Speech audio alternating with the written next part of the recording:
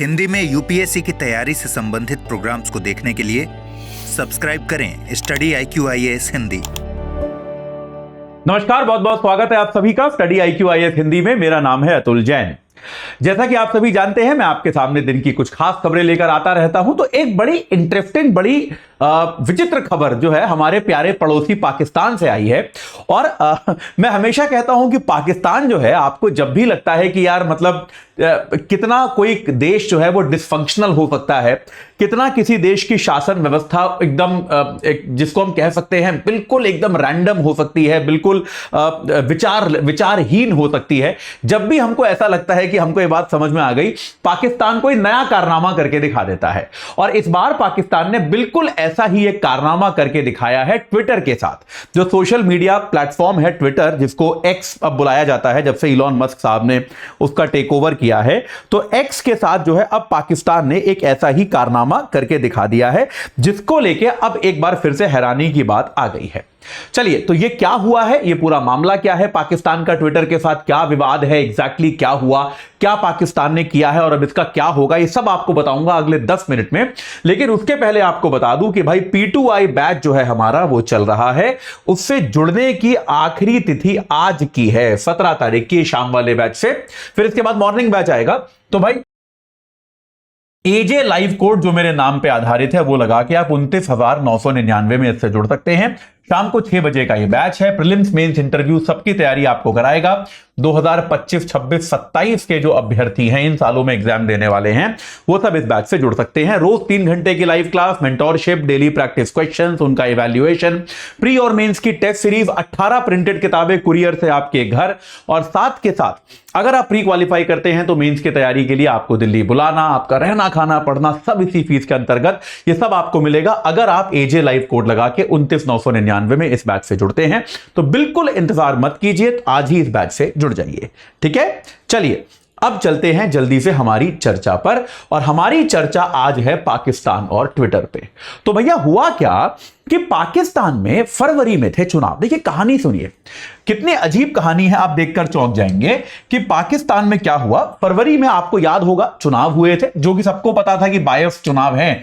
सबसे लोकप्रिय नेता जो थे वो जेल में थे। इमरान खान सबसे लोकप्रिय नेता थे, ये बात हम सभी जानते हैं। इमरान खान जो है वो जेल में थे और उनकी पार्टी को चुनाव लड़ने से प्रतिबंधित कर दिया गया था। तो उनकी पार्टी के जो प्रतिनिधि थे, जो नेता भी थे, वो निर्दलीय की तरह चुनाव लड़े, क्योंकि जो इमरान खान साहब की पार्टी है, जो आपको याद है, यहां लिख देता हूं ताकि याद रहे।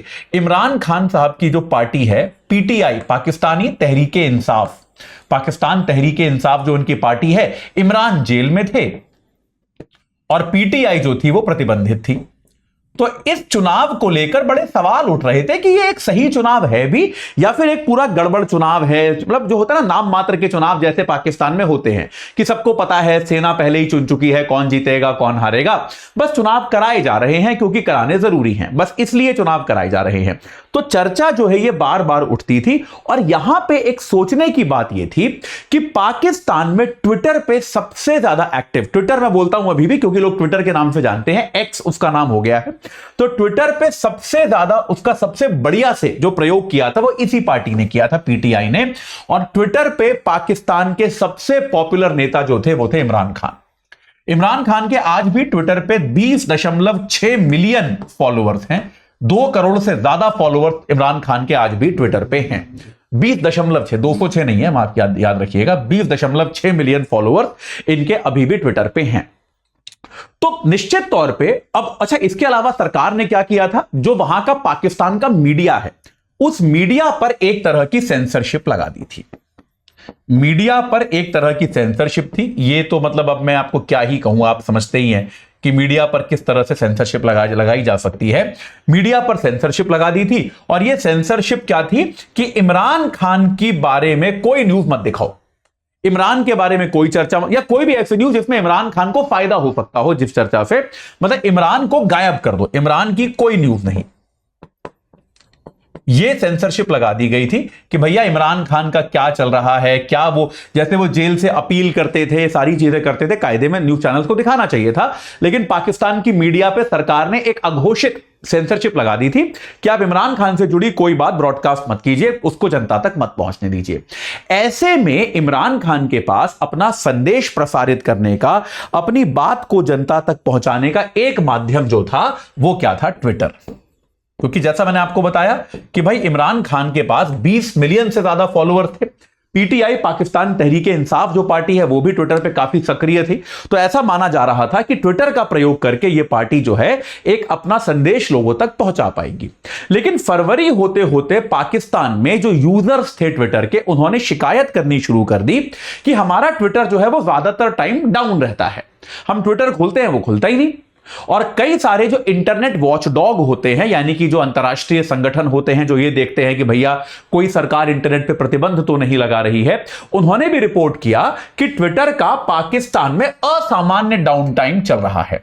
मतलब एक तो होता है यार, देखो दुनिया में हर देश में थोड़ा बहुत डाउन टाइम होता है, आपके देश में इंटरनेट का प्रॉब्लम है जो भी है, लेकिन असामान्य डाउन टाइम यानी कि ज्यादातर टाइम जो है वो ये डाउन ही था। ऐसी रिपोर्टें बार बार पाकिस्तान में आती रही कि पाकिस्तान में ट्विटर का क्या चलता रहा, असामान्य डाउन टाइम चलता रहा, बहुत ही ज्यादा डाउन टाइम एक ट्विटर को वहां पर देखना पड़ा।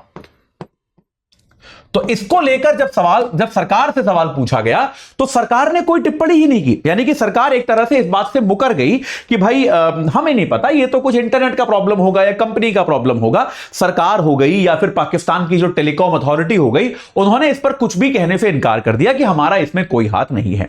उसके बाद कुछ इंटरनेट एक्टिविस्ट जो है कोर्ट गए और कोर्ट ने सरकार से जवाब मांगा कि भैया ये क्या चल रहा है। तो अब जाकर बेटा आज ये रिपोर्ट आई है, सोचिए फरवरी की बात है, और सरकार ने इस पर आज जाके कोर्ट में ये माना है कि हमने ट्विटर को प्रतिबंधित कर दिया है। यह सरकार ने आज माना है कि फरवरी से हमने ट्विटर को पाकिस्तान में प्रतिबंधित कर रखा है। अब देखिए इसमें कितने सारे प्रॉब्लम्स हैं, मतलब मैं गिनती करूं तो गिनती करने का कोई लक्ष्य नहीं है। भैया अगर आप किसी वेबसाइट को बैन कर रहे हो, क्या आपने उनको सुनवाई का कोई मौका दिया? क्या आपने उनको एक लिखित आदेश दिया? क्या आपने जनता को बताया कि भैया ये वेबसाइट बैंड है? कई लोग अपना बिजनेस ट्विटर पे करते हैं, क्या आपने उनको बताया कि भैया उनको व्यापारिक लॉस होने वाला है? मतलब ये किस हद तक असंवैधानिक है ये मैं आपको बता ही नहीं सकता। ये किस हद तक असंवैधानिक है कि आपने चुपचाप बिना किसी को बताए, यहां तक कि ट्विटर कंपनी को भी नहीं पता कि वो बैन हो गई है। और पाकिस्तान सरकार ने आज चुनाव के 2 महीने बाद इस बात को माना है कि हमने तो फरवरी महीने से सर इलेक्शन के कारण हमने वहां पे क्या कर रखा था, अलग अलग कारणों से हमने ट्विटर को प्रतिबंधित कर रखा है। तो एक तरह से एकदम जो है सीक्रेसी के साथ, गोपनीयता के साथ इसको प्रतिबंधित किया, जो कि बहुत ही समस्याप्रद है, बहुत ही गलत है। सरकार ने कहा यह है कि भैया ट्विटर जो है वो एकदम, जो सरकारों का सबसे बेकार और सबसे ज्यादा प्रचलित आर्गुमेंट होता है वो क्या होता है? राष्ट्रीय सुरक्षा। कि ट्विटर जो है वो हमारी राष्ट्रीय सुरक्षा को नुकसान पहुंचा रहा था और इसके लिए हमारी सलाह नहीं मान रहा था। जो भी हम सलाह दे रहे थे सरकार, माफ कीजिएगा ट्विटर को, वो हमारी सलाह नहीं मान रहा था। कौन सी सलाह थी भाई? राष्ट्रीय सुरक्षा को क्या खतरा था, यह सब सरकार ने स्पष्ट भी नहीं किया है। तो ये जो है ये अपने आप में पाकिस्तान का चुनाव जो है, हालांकि हम सब जानते हैं पाकिस्तान के चुनाव किस तरह से हुए, लेकिन तब भी पाकिस्तान के चुनाव में किस हद तक गड़बड़ी की गई, जो वहां की पार्टी थी तहरीके इंसाफ, उसके मत को दबाने के लिए किस हद तक प्रयास किया गया, वो आप यहां से देख सकते हैं कि अगर वो अपनी बात ट्विटर के माध्यम से जनता तक पहुंचाना चाहते थे तो वहां की सरकार ने ट्विटर तक को बैन कर दिया और इस बारे में किसी को बताया तक नहीं। यह चीज वहां पर की गई, गोपनीय तरीके से ट्विटर को वहां पर बैन किया गया है। यह अपने आप में बहुत ही एक अजीब चीज है। यहां तक कि जिस दिन इलेक्शन था, मेरे ख्याल से 10 फरवरी को इलेक्शन था वहां पे, उस दिन तो पूरे देश में इंटरनेट भी बंद कर दिया गया था। तो मतलब पाकिस्तान में एक अलग ही प्रकार से चुनाव हुए हैं जैसा आमतौर पे कभी होते नहीं है। तो अब क्या हुआ है, पाकिस्तान में जो सिंध का हाई कोर्ट है, पाकिस्तान में भाई बहुत सारे राज्य हैं, एक राज्य है सिंध, सिंध का जो हाई कोर्ट है जिसमें यह अपील दाखिल की गई थी, इसके खिलाफ कार्रवाई की गई थी, सिंध हाई कोर्ट ने कहा है कि यह प्रतिबंध जो है यह असंवैधानिक है, यह प्रतिबंध जो है यह प्रतिबंध गैर कानूनी है। और हाई कोर्ट ने क्या कहा है, सरकार को 7 दिन का टाइम दिया है कि 7 दिन में आप यह प्रतिबंध हटाएं और ट्विटर को जो है देश में फिर से चालू करें। यह आदेश सरकार को दिया गया है। निश्चित तौर पे यह मामला सुप्रीम कोर्ट जाएगा, पाकिस्तान की सुप्रीम कोर्ट, इसमें कोई डाउट नहीं है, कोई शक नहीं है। लेकिन कुल मिला के पाकिस्तान में जो मतलब प्रक्रियाएं हैं वो कितनी अजीबोगरीब हैं और वो किस हद तक अलोकतांत्रिक हैं और कितनी खतरनाक है कि एक सरकार जो है किसी को भी बताए बिना चुपचाप एक इतने बड़े प्लेटफॉर्म को प्रतिबंधित कर सकती है, क्योंकि उस पर विपक्ष का नेता जो है वो ज्यादा मुखर है या वो ज्यादा सक्रिय है। ये अपने आप में लोकतंत्र का बहुत बड़ा मखौल है, बहुत बड़ा मजाक है। और ये चाहिए मेरे ख्याल से, इसके लिए अंतर्राष्ट्रीय दबाव भी पाकिस्तान पर बनना चाहिए। पाकिस्तान की सेना पर, पाकिस्तान की जो नई सरकार बनी है शहबाज शरीफ की, उन सरकार पर भी यह दबाव बनना चाहिए कि इस मामले को लेकर आप कोर्ट ना जाएं और इस बैन को तुरंत हटाएं। तो इस तरह की चीजों का जो है दुरुपयोग नहीं किया जाना चाहिए। राष्ट्रीय सुरक्षा एक ऐसी बोगी है, एक ऐसा कारण है जिसका प्रयोग आमतौर पर सरकारें जो हैं लोगों की स्वतंत्रता को दबाने के लिए करती हैं, जो ये नहीं किया जाना चाहिए। राष्ट्रीय सुरक्षा का प्रयोग तभी होना चाहिए जब राष्ट्रीय सुरक्षा को वास्तविकता में कोई खतरा हो। ठीक है, यह संदेश हमको इस चीज से मिलता है। चलिए अभी के लिए इतना ही। इस मामले पे आगे जो भी होगा वो लेकर मैं फिर से आपके सामने आऊंगा। लेकिन जाते जाते फिर बता दूं, P2I बैच जुड़ने की लास्ट डेट आज शाम 6 बजे का बैच है। AJ लाइव कोड है 29,999 में आपको मिल जाएगा।